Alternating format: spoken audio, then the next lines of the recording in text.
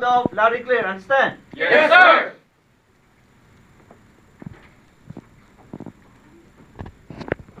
Attention on deck! Good morning, sir!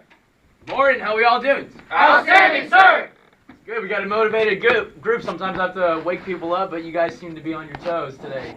So congratulations to everyone here. I know it's been a long day for each and every one of you. MEPS in itself is a process, a little bit of a beast, so that's an accomplishment in itself. Now you've been waiting, you might be lacking sleep, lacking food, lacking nutrition, but you're at the tail end of the day. And I believe that everyone is shipping out today, correct? Yes, sir! Alright, so you're on the brink of you stepping into your destiny. And so that's huge. Let me remind you that this decision that you're making, it's not a small one, it's a big one. It's one that it takes a lot of courage, it takes a lot of commitment, it takes a lot of heart. And so the fact that I'm standing before a variety of individuals here, the fact that you're standing here, it really says a lot about who you are as individuals. It says a lot about your hearts. And I just want to commend each and every one of you for being here because, like I said, it's not an easy thing to do. Because if it was easy, if the military was easy, everybody would be doing it. But you are all joining a small percentage of the American population that chooses to serve. And that takes, like I said earlier, it takes a specific heart, it takes a specific individual to do that. And that's an admirable, and each and every one of you had that characteristic. So thank you. Thank you on behalf of myself and the United States for what you're about to do for our country. So thank you. But before we begin, do we have any National Guard in here? Army National Guard? No? Okay, so I have a series of questions to ask all of you. Have you all been briefed on and do you all understand the DoD applicant briefing on separation policy and the restrictions on personal conduct in the armed forces? Yes, sir! Have y'all been briefed on the UCMJ Article 83 on fraudulent enlistment? Yes, sir! Have y'all been briefed on the UCMJ Article 85 on desertion? Yes, sir! Have y'all been briefed on the UCMJ Article 86 on absent without leave and unauthorized absence? Yes, sir! Does anybody have any questions or any reservations about enlisting at this moment? No, sir! And finally, during the oath of enlistment, you all have the option to swear or affirm and have the option to say, "So help me God." Is that understood? Yes, sir! Are y'all ready to do this? Yes, Are sir! y'all ready to do this? Yes, sir! All right, well then let's do this together. If I can have all of you raise your right hand and repeat after me. I state your full name. I, Jordan Michael Lawrence, Solemnly swear solemnly swear that I will support and defend that I will support and defend the Constitution of the United States the Constitution of the United States against all enemies, against all enemies, foreign and domestic. foreign and domestic, That I will bear true faith and I will bear true faith and allegiance to the same, and allegiance to the same, and that I will obey the orders and I will obey the orders of the President of the United States of the President of the United States and the orders of the officers and the orders of the officers appointed over me appointed over me according to regulations according to regulations and the Uniform Code and the Uniform of Code Military Justice. of Military Justice. So help me God. So help me God.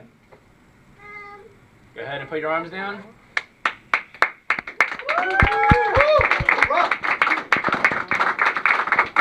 So, congratulations to all of you. The words that came out of your mouths, those are words of a higher calling. Let me remind you that the military, it's not a 9-to-5 job. It's not something that you just show up to, get the job done, and go about your merry way. The military is actually a higher calling. And so, the fact that you're going to be shipping out here in the next day or so, you will be finding yourself wearing this uniform, the cloth of this nation. And that's not just a superficial surface level thing, but it's actually a mantle that you will be carrying. Because when you do equip this uniform, you will be the individuals that in the midst of chaos, in the midst of conflict, you will be the individuals who will be running into the conflict while others are running away from it. And the fact is that the American people are going to be looking for you and to you for answers, for leadership, for guidance.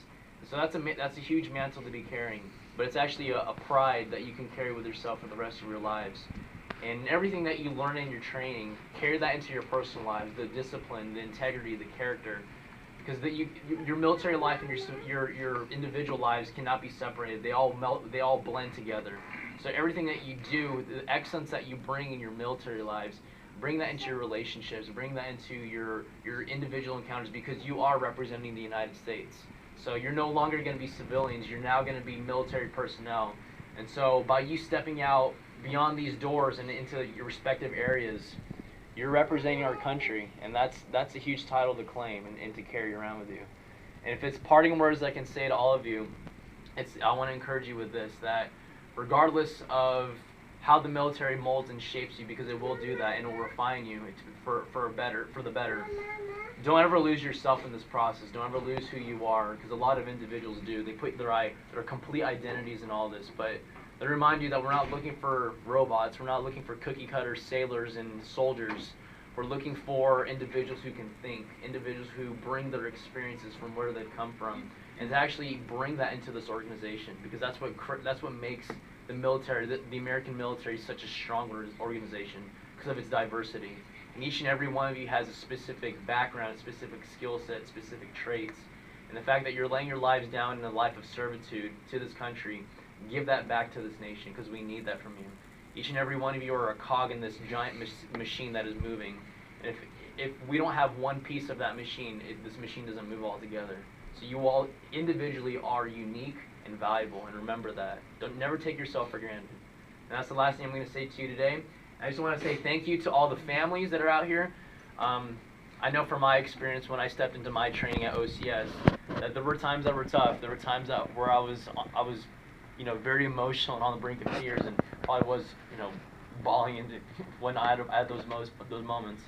But I'm going to tell you that it's going to actually be the love and support of you guys that's going to carry them through this process, because it's going to be your letters from home that are going to be encouraging them. It's going to be your love, and when they know that back at home that they have the love and support of their families, that's going to carry them through their phases of training, especially when their minds, their bodies, their emotions, and even their instructors are telling them to stop and to quit. It's going to be your love and your support that's going to actually pick them up when they're down. So thank you, because I had that from my family and it got me through my training. So give that back to them. They need that from you guys. So thank you all for your love, your support. I thank you for what you're about to do for our great nation. You guys have a good rest of your day. Thank you. Thank you.